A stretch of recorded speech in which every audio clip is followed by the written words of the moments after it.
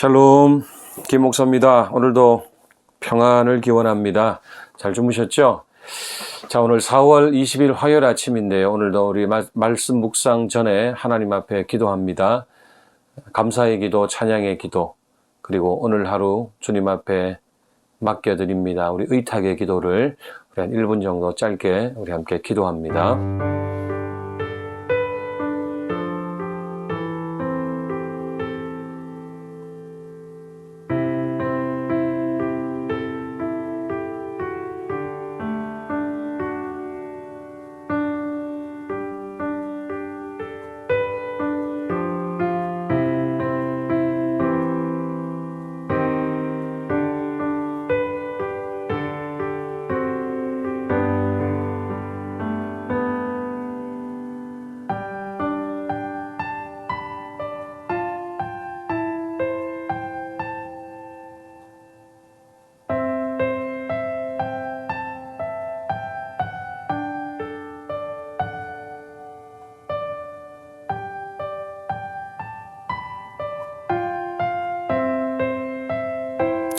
예수님의 이름으로 기도합니다. 아멘. 자, 우리 4월 20일 화요일 아침에 우리에게 주시는 말씀은 계속해서 창세기 26장 1절에서 11절까지의 말씀입니다. 창세기 26장 1절에서 11절까지 말씀입니다. 저는 오늘 말씀의 제목을 떠나는 사명, 머무는 사명 이렇게 한번 정해보았습니다. 자, 그러면 우리 같이 1절에서 11절까지 말씀을 같이 읽겠습니다.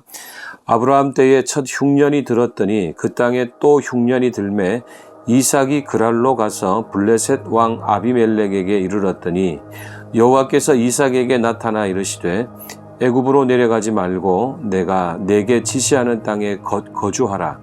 이 땅에 거류하면 내가 너와 함께 있어 내게 복을 주고 내가 이 모든 땅을 너와 내 자손에게 주리라. 내가 내 아버지 아브라함에게 맹세한 것을 이루어 내 자손을 하늘의 별과 같이 번성하게 하며 이 모든 땅을 내 자손에게 주리니 내 자손으로 말미암아 천하 만민이 복을 받으리라. 이는 아브라함이 내 말을 순종하고 내 명령과 내 계명과 내 율례와 내 법도를 지켰음이라 하시니라. 이삭이 그랄에 거주하였더니 그곳 사람들이 그의 아내에 대하여 물으매 그가 말하기를 그는 내 누이라 하였으니 리브가는 보기에 아리따움으로 그곳 백성이 리브가로 말미암아 자기를 죽일까 하여 그는 내 아내라 하기를 두려워함이었더라. 이삭이 거기 오래 거주하였더니 이삭이 그 아내 리브가를 껴안은 것을 블레셋 왕 아비멜렉이 창으로 내다본지라. 이에 아비멜렉이 이삭을 불러 이르되 그가 분명히 내 아내거늘 어찌 내 누이라 하였느냐. 이삭이 그에게 대답하되 내 생각에 그로 말미암아 내가 죽게 될까 두려워하였음이로라. 아비멜렉 이르되 네가 어찌 우리에게 이렇게 행하였느냐. 백성 중 하나가 내 아내와 동침할 뻔하였도다. 내가 죄를 우리에게 입혔으리라. 아비멜렉이 이에 모든 백성에게 명하여 이르되 이 사람이나 그의 아내를 범하는 자는 죽이리라 하였더라. 아멘. 자, 떠나는 사명이 있고 또 머무는 사명이 있는데요. 우리 오늘 말씀 읽다 보면은 약간 웃음이 나죠. 아버지와 아들이 닮기 마련이지만 물론 어떤 생김새나 어떤 동작이거나 또 어떤 비슷한 상황에 처해 있을 때 본능적으로 나오는 어떤 그런 반응도 아마 닮기 마련이겠죠. 우리는 이삭의 이야기를 읽을 때 아브라함이 경험했던 사건들의 반복을 보면서 약간 웃음이 나오는 그런 말씀이죠. 하지만 정작 본인들은 얼마나 다급하고 심각하게 받아들였을까 한번 생각해 봅니다. 이삭은 언제나 순종의 사람이죠. 순종의 사람으로 나오는데 우리가 이 부분을 보면서 오늘의 순종이 내일의 순종으로 이어지지는 않는다는 사실 우리가 기억하면서 우리에게도 이런 시험의 순간이 다가올 때 늘 깨어 있어야겠구나 하는 생각하게 됩니다. 자, 오늘 본문 말씀을 통해서 우리가 한 가지 생각해 볼 것은 두 부자가 아브라함과 이삭이 같은 축복을 받았다 할지라도 그 과정에 있어서는 전혀 다른 인생의 여정을 걷고 있다라는 거 우리가 한번 살펴봐야겠습니다. 자, 아까 말씀드린 제목대로 아브라함은요, 떠나는 사명이었어요. 내 친척 본토 아비집을 떠나라 그러잖아요. 자, 근데 반면에 이삭의 사명은 머무는 사명이었다는 거예요. 다시 말하면은 아브라함은 갈 바를 알지 못하고 어쨌든 떠나야 되는 그런 운명, 그런 사명을 부여받았다라면은 이삭은 이제 아버지가 떠났잖아요. 근데 그 떠나온 곳을 지키는 사명이었다는 거예요.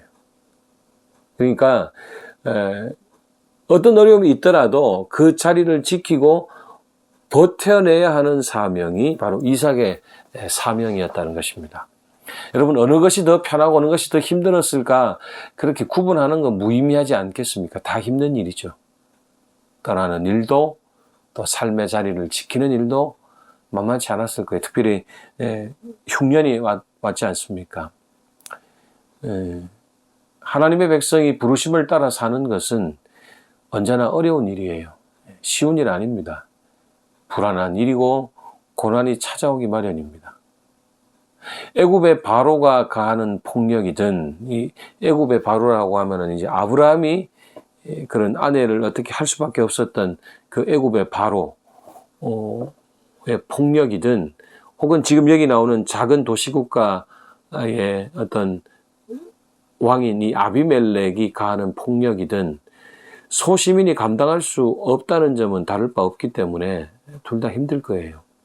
하지만 오늘 말씀을 통해서 우리는 이삭의 사명을 곰곰이 묵상해 보기를 원합니다. 바로 정주의 사명이라는 거죠. 정주라는 것은 어느 한 곳에 계속 머물러 사는 걸 말하는 거죠. 개인주의 문화권에서 자란 오늘 우리 현대인들, 저와 여러분들은 자신에게 최선이라고 여겨지는 어떤 기회들을 쫓아다니기 때문에 어떤 지역이나 어떤 공동체 고집하지 않아요. 우리는 여차하면 옮길 수 있는 그런 시대적 분위기 속에 살고 있습니다. 자, 뭐 장점도 있겠죠. 그러나 우리 현대인들이 정주할 수 없기 때문에 우리가 당하는 고난이 뭐냐? 바로 고립이 된다는 거죠. 그 어떤 지역 공동체와도 우리가 하나가 될 수 없고, 우리 늘 언제나 뜨내기로 살 수밖에 없다는 이제 그런 단점이 있죠. 여러분, 그래서 사실은 많이 옮겨 다니면서 감당해야 될 사명도 있겠죠. 사도 바울처럼 늘 교회를 세우고 옮기고 이랬던 사명도 있지만은, 그러나 사실은 여러분, 그건 소수에게 주시는 사명일 것 같고요. 하나님이 주시는 사명을 우리가 기억하면 한 곳에 오래 있어야 되는 거죠. 관계적으로 또 어떤 하나님의 주시는 사명을 감당하려면은 한 곳에 버티고 있어야 되는 일들이 많다라는 거예요. 너무 돌아다니고 옮겨 다니다 보면 우리는 그 어떤 곳에도 속하지 못하게 되고, 결국에는 그렇게 되면 하나님의 사명도 우리는 놓치기 쉽다라는 사실입니다.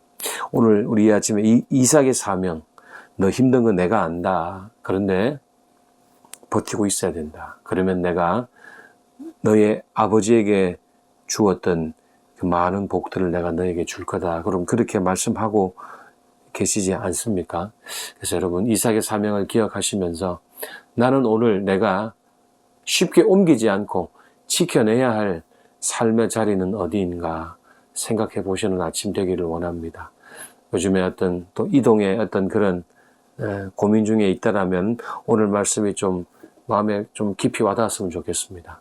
하나님이 우리에게 주시는 은혜는 정주의 은혜라는 거 꼭 기억하시고, 불가피한 경우 있죠. 그러나 내가 선택할 수만 있다면 내가 있는 곳, 내가 있는 직장, 내가 있는 어떤 삶의 바운더리를 지키면서 그렇게 살아내시는, 버텨내시는 그런 정주의 은혜가 우리 모두에게 있게 되시기를 간절히 축원합니다. 자, 오늘 하루를 위한 기도, 우리 두 가지. 첫 번째는 사람들의 시선, 또 나의 현실적인 문제보다도 하나님께서 나에게 맡기신 사명, 하나님이 우리 가정에 주신 사명에 더 집중하게 해 주옵소서. 우리 그렇게 한번 기도하겠습니다. 두 번째는 우리 늘 기도하고 있지만 평화가 절실히 필요한 것들이 세상에 너무 많습니다. 우리 미얀마, 또 예멘, 시리아, 정말 하나님이 주시는 평화가 필요한 곳인데요. 우리 그런 지역들을 위해 기도하시면서 오늘도 내 기도를 기다리고 있는 사람들 이름을 불러가면서 우리 한 10분 정도 되는 기도 시간이지만 집중해서 함께 기도하시겠습니다.